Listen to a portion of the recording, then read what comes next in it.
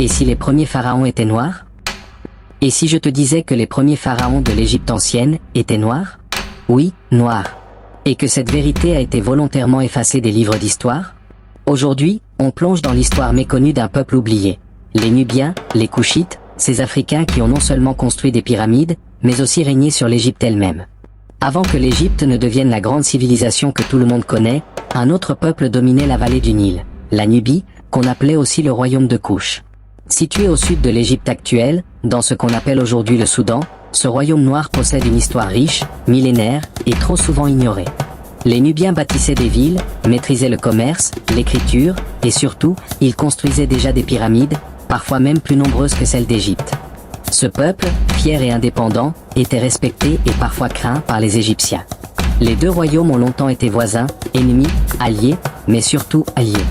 Vers le 8e siècle avant Jésus-Christ, alors que l'Égypte était divisée et affaiblie, un roi nubien du nom de Pianki décida de marcher vers le nord. Il n'envahit pas pour piller, mais pour unifier, pour restaurer la grandeur de l'Égypte. Il réussit.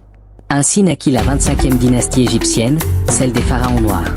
Pianki, Taharqa, Shabaka. Ces noms résonnent encore dans les temples. Ces rois africains ont régné sur toute l'Égypte, de la Nubie jusqu'au delta du Nil. Ils ont été couronnés comme pharaons, vénérés comme des dieux vivants. Ils ont construit, restauré, défendu leur royaume contre les Assyriens, et laissé une empreinte profonde dans l'histoire de Khmer.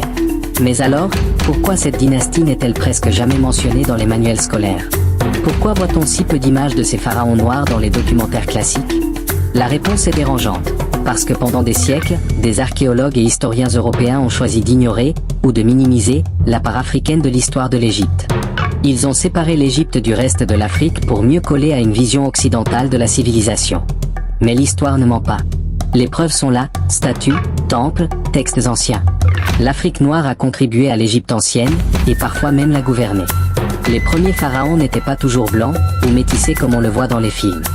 Ils étaient noirs. Et ils étaient fiers de l'être. Il est temps de réécrire l'histoire. De raconter la vraie version. Celle que nos ancêtres ont vécue. Celle que l'Afrique mérite de retrouver. Si cette histoire t'a surpris, partage-la. Abonne-toi à Africa Story pour d'autres vérités historiques que personne ne veut te dire. Et surtout, n'oublie jamais, connaître ton histoire, c'est reprendre ton pouvoir.